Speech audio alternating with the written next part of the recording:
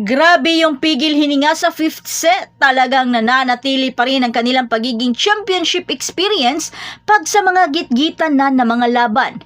Pero isa pa rin pambihirang bakbakan ang ipinakita ng dalawang kupunan. Signal kinapos man pero palaban pa rin. Ang tanong na lang ng karamihan, makakapasok pa rin kaya ang Signal sa semis? Ngayong marami na ang mga kupunan na mga palaban.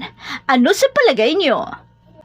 Pero bago pa man ang lahat, kung hindi ka pa nakapag-subscribe, please like and subscribe at pakispike na rin sa bell button para lagi kang updated sa mga volleyball ganap. Pinakita ng Creamline kung ano ang championship title holder pag gitgitan na ang laban. At alam nila kung ano ang dapat gawin.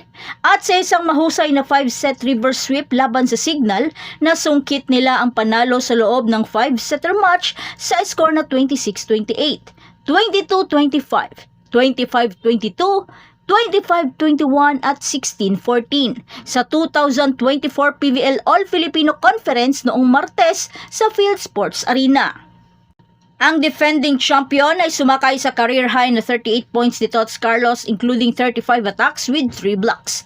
Kabilang ang 4 sa huling 5 puntos mula sa 11-14 down to set 5 na nagtatakda ng bagong pro volleyball scoring record para sa isang lokal na manlalaro. Well, pinakita naman ng dalawang kupunan na magiging mahigpit ang laban sa umpisa pa lang dahil sa first set umabot na sa 28-26 ang score at naging dominante ang Signal sa pagbigay ng mga puntos sa lahat ng departamento. Pero pagdating sa second set, dito mas humigpit ang laban at halos wala na ring lumalapag na bola. Pero mas nanaig pa rin ang mga depensa ni Doria at floor defense ni Makandili Katindig at Gonzaga na nagbigay kalamangan sa set na ito. Pero sa third set, karga pa rin ng Signal ang momentum sa first at second set. Pero sobrang intense pa rin ng mga long rallies na nagbigay pigil hininga sa mga fans. Matagal bago nag-adjust si Coach Sherwin dahil sa kawalan nila ng receive at pasa. Pero alam naman natin na marami talaga siyang bala sa kanyang mga deep bench. Sa puntong ito, pagod na ang Signal dahil sa mga long rallies, kaya sa kaligitnaan ng laro ipinasok na niya sina Michelle Gumabaw at Mafi Galanza na nagbigay buhay sa Creamline, kaya nagawang maitabla ni MG sa 15-all. Sa di katagalan, ipinasok na rin si Pons na pinatitibay ang reception at nagbigay ng mga classic atake. Dito umarangkada na ang Creamline at di na nakarecover ang Signal.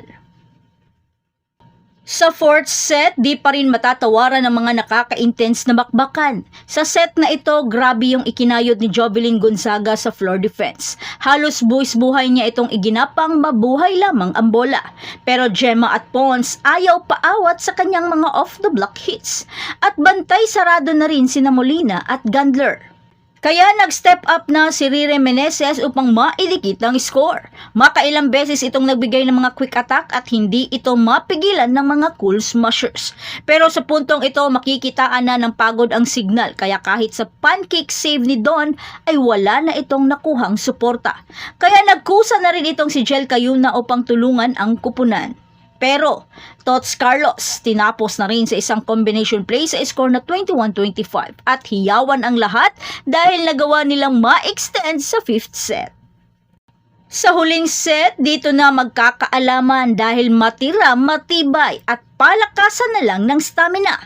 Sa puntong ito, pagandahan na lang ng balasa sina Coach Shaq at Coach Sherwin dahil nakikitaan na rin ng pagod ang Signal, pero Coach Sherwin marami pang deep bench ang nakahilera. At isa dyan si Pons na nagbigay spark sa Creamline. Pero di rin naman nagpabaya ang Signal at inilaban pa nila ito, kaya nakuha nila ang kalamangan dahil sa sunod-sunod na service aces ni Troncoso sa score na 13-10. Pero Gemma Galanza sumagot ng off the block with the triple blockers, kaya Coach Shaq napa-time out. Paalala ni Coach Shaq magpakita ng endgame composure, kaya muli na i-match point sa isang combination play. Pero dito na naghalimaw si Tots at nagbigay ng klaseng atake na nagpahirap sa depensa ng Signal. Grabe yung compose ng Creamline at talagang lumabas ang kanilang championship experience sa mga ganitong gitgitan ng bakbakan. Sa score na 14-11, nakuhang mahabol ng Creamline sa 4 na sunod-sunod na atake ni Tots Carlos. At dito na nag-umpisang magpanik ang Signal at nawalan na ng receive at magandang pasa at di na rin nila mapigilan si Tot sa kanyang mga classic-classic atake.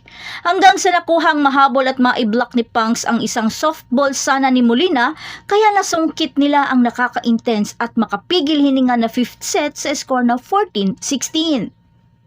Isang puntos na lang sana naging bato pa at na-reverse sweep pa ang Signal. Kasabay ng pagtaas ng creamline mula sa 2 set pababa ay mga season high na mga numero sa kabuuan. Pinangunahan ng 100 excellent digs galing sa kupunan. 30 mula kay Gemma Galanza at Kyle Negrito naman ay nakapagtala ng kabuuan ng 35 excellent sets. Nakakuha si Carlos ng kinakailangang suporta sa pag-score mula kay Bernadette Pons na may 13 points at kay Punks Panaga naman ay 11 points upang iligtas ang Cool Smasher sa maaari sana nilang ikalawang sunod na set na pagkatalo sa season na ito. Sa kabilang banda, nagbigay naman ng pambihirang 22 points si Sergeant Jovelyn Gonzaga including 19 attacks, 3 blocks with 21 excellent digs and 16 excellent reception. Habang sumuporta naman sina Molina at Dorian na may tig na 19 points. Ang tanong, makakabawi pa kaya ang Signal sa mga nalalabi nilang laban? Dahil puro mga mabibigat na ang mga makakaharap nila. Nandyan pa ang Farm Fresh na lumalakas na ngayon. Cherry Tigo na mahigpit rin nilang kalaban sa Fighting for Bronze sa nakaraang season. Nandyan pa ang Petrogas at PLDT. Pero alam naman natin na di rin naman basta-basta ang lineup ni Coach Shock. Kaya pagandahan na lang ng gising at nandyan pa rin ang mga multi-awarded na mga players ni Coach Shock. Okay. Ano gagawin, Pindot? Yes. Are you sure? Yeah. Wala nang pindag ka na ako. Uy, tuhan. Nagkakalokohan na tayo. Siyempre, more harot. Yes, tama yan. More harot, more fun. Ganon. Paano si Mayo si Eliza? Paano si Mayo si Eliza? Hey! Hey! Hey! Hey! Hey!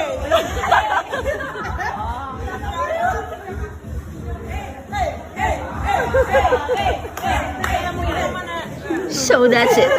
Thanks for supporting this channel and please don't forget to like and subscribe and spike the notification bell para lagi kang updated sa mga valuable ganap. And thanks for watching.